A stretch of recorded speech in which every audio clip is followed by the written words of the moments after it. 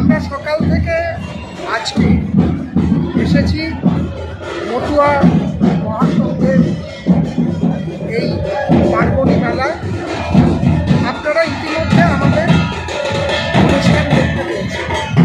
আমরা এখন এসেছি মেলা, অর্থাৎ এই যে উৎসব, এই উৎসবকে কেন্দ্র করে চলা যে মেলা, আসলে আপনাদের একটু ঘুরিয়ে দেখায়, যেখানে ধর্মের সঙ্গে ব্যবসা বাণিজ্য মিলেমিশে একাকার, ভক্ত আর ভক্তি কীভাবে এক হয়ে গিয়েছে এবং সারা দেশ থেকে যে লক্ষ লক্ষ লোকের সমাগম ঘটে এই মতুয়া মেলায়।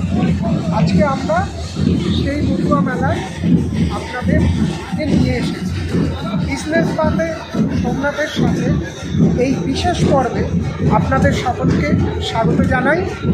আমাদের আজকের যে এই পর্ব আপনারা দেখতে পাচ্ছেন যে এদিকে মন্দির এবং ভক্তদের ঢল নেমেছে। এই ঢল কিছুই নয়, সময়ের সাথে সাথে আজ এবং আগামীকাল এই ঢল ক্রমশ বাড়বে।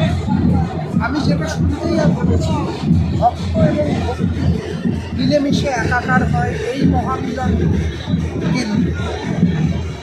যে পার্বণ উৎসব বা অনুষ্ঠানকে কেন্দ্র করে আমাদের এই বিশেষ সম্প্রচার বা বিশেষ যে প্রচারণ, যা বিশেষ এপিসোড, সেই বিশেষ এপিসোড আজকে আমাদেরকে দেখাতে সাহায্য করছে যে আমরা কত দূর এগিয়ে গিয়েছি শিক্ষা দীক্ষা, সামগ্রিক সমাজ ব্যবস্থার, এবং তার সঙ্গে আমাদের মধ্যে এগিয়ে গিয়েছে ধর্মের প্রচারণ, প্রসারণ এবং ধর্মের ব্যাপ্তি।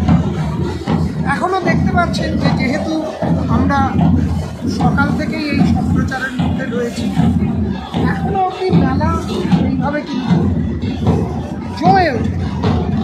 ভালোভাবে বলা যেতে পারে যে এই মেলা জমতে কিন্তু আরও বেশ কিছু সময় নেবে। সেই জমে ওঠার আগে মেলার প্রাথমিক যে পর্যায়, সেই পর্যায়ে আপনাদের দেখাচ্ছি। আমরা বিভিন্ন রকমের স্টল এখানে দেখতে পাচ্ছি, এবং সবথেকে বড় কথা হচ্ছে যেটা, যে এই স্টলগুলোতে যারা আসছে তারা ব্যবসার এক বিশাল মিলন ক্ষেত্রে তারা কিন্তু আগামী 7 দিন ব্যবসা করে চলবে, এবং দেশের বিভিন্ন প্রান্ত থেকে চলে আসা মানুষজন তারা কিন্তু ইতিমধ্যে সমাগম তাদের হতে চলেছে। সারা ভারত থেকে, বিভিন্ন জায়গা থেকে ভারতীয় রেলের সৌজন্যে বিশেষ গাড়ি আসছে। লোকাল ট্রেন দেওয়া শুরু হয়ে গেছে। সকাল থেকেই আমরা স্টেশনে দেখেছি যে লোকাল ট্রেনের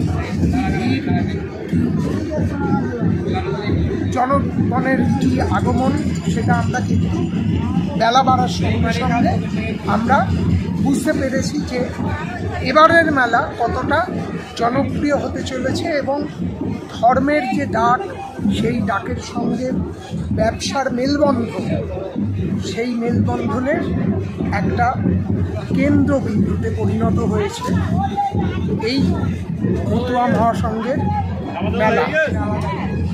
আপনি দেখতে পাচ্ছেন বিভিন্ন রকমের স্টল রয়েছে। আমার সঙ্গে ক্যামেরা আছেন, তাকেও বলছি দেখাতে যে এই স্টলগুলো কিন্তু মানুষের রুজি রুটির নিত্য নৈমিত্তিক দিনগুলিকে কিন্তু আরও সচ্ছল সমৃদ্ধ করে তোলার জন্য এই ধরনের স্টলের এখানে যে ব্যবসা বাণিজ্য এবং তার একটা সামগ্রিক বিন্যাস আমরা দেখতে পাচ্ছি। একইভাবে দেখতে পাচ্ছি আমরা যে মন্দির কিন্তু সেজে উঠেছে। মন্দিরেরকে কেন্দ্র করে ভক্তদের সমাগম, ভক্তরা মন্দিরকে কেন্দ্র করে তাদের যে আকুতি, সেই আকুতি তারা নিবেদন করছেন তাদের নিজস্ব ধর্মীয় ভাবাবেগের মাধ্যমে। আর প্রত্যেকটা জিনিসের পেছনে, অর্থাৎ মানুষ যেমন আসছে সঙ্গে সঙ্গে ব্যবসা কিন্তু একটা বড় রূপ এখানে দিয়েছে এই ঠাকুরনগরে। ইতিমধ্যে আমরা মন্দির প্রাঙ্গণ ঘুরে দেখেছি, আমাদের সঙ্গে কথা হয়েছে মতুয়া মহাসংঘের অন্যতম মানুষ শান্তনু ঠাকুরের, এবং সেখানে তিনি জানিয়েছেন যে কীভাবে মানুষ সদর্থকভাবে ভক্তের ভক্তি নিবেদনের জন্য এই মেলায় আসে। আসুন এবার আপনাদের একটু ঘুরে দেখাই যে এখানে কী ধরনের স্টল আছে। সামনেই দেখতে পাচ্ছি যে এখানে ছোট ছোট পুতুল এবং মহিলাদের বিভিন্ন যে সমস্ত গয়না ইত্যাদি, এখানে বাচ্চাদের সাজার জিনিস উপক্রম সব রয়েছে। একইভাবে আমরা দেখতে পাচ্ছি যে এখানে ব্যাগের স্টল রয়েছে, এবং যত আমরা এগিয়ে যাব আমরা দেখতে পাবো যে বিভিন্ন রকমের স্টল এখানে কিন্তু মানুষের চাহিদার ভিত্তিতে সেই ধরনের স্টল এখানে কিন্তু দেখা যাবে। দেখুন এখানে সেই ক্ষুদ্র ব্যবসায়ীদের ছোট ছোট পুতুল, সেটা বিভিন্ন মেটেরিয়াল দিয়ে তৈরি, সেগুলো দেখা যাচ্ছে। আমরা দেখতে পাচ্ছি ওখানে একটু দূরে, আমি বলবো যে ক্যামেরাটা নিয়ে একটু এগিয়ে আসতে, সেটা হলো যে এখানে আমাদের দেখতে পাচ্ছি আমরা যে এই মুহূর্তে এখানে রয়েছে বাচ্চাদের খেলার বিভিন্ন সামগ্রী, ক্রিকেট ব্যাট, বল, গাড়ি ইত্যাদি।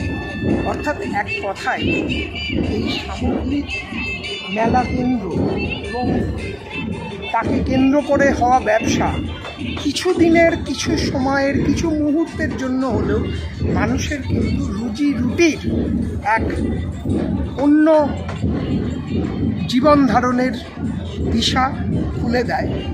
আমরা এখানে দেখতে পাচ্ছি হরেক মাল 40 টাকা সেল। আপনাদের কাছে আমরাও বলব যে ধর্ম, মত, পথ নির্বিশেষে এই মতুয়া মেলায় এসে অংশ নিন। জানুন যে এই বিশেষ ধর্মমতের, বিশেষত হিন্দু সম্প্রদায়ের কাছে তার গুরুত্ব কতটা, এবং এর পাশাপাশি এই ধরনের বাণিজ্যিক কার্যকলাপকে আপনারা সাফল্যমণ্ডিত করে তুলুন। অর্থাৎ বিজনেস বাতে সোমনাথের সাথে এই এপিসোডের লক্ষ্য হলো যে ব্যবসাকে, বাঙালির ক্ষুদ্র ব্যবসাকে, সেটা হতে পারে যে আপাতত সেটা ট্রেডিং বা কেনা বেচা, ক্রয় বিক্রয়ের মধ্যে সীমাবদ্ধ, কিন্তু তথাপি আমরা চাইছি আপনারা আসুন এবং এসে এ ধরনের একটি উদ্যোগকেও বাংলার ব্যবসা বাণিজ্য বাড়াতে, এগিয়ে নিয়ে যেতে সাহায্য করুন। আজকের এই এপিসোড এখানেই শেষ করছি। নমস্কার।